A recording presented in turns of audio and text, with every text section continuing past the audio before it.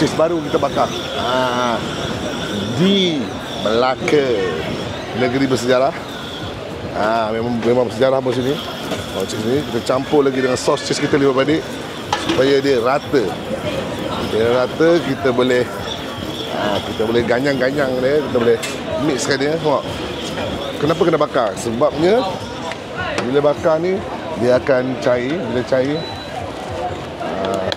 ini Bismillahirrahmanirrahim. Bismillahirrahmanirrahim. So dia rata flat. Dia belum ke bawah lagi.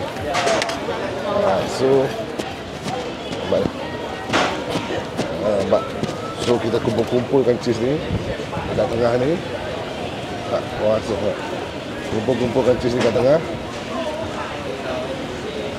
Campur balik dalam kuali. Sebabnya nak bagi dia cair. Tapi dia tak cair pun. Kita godak dia. So kena masak sikit-sikit lah. Kita masak senduk by senduk.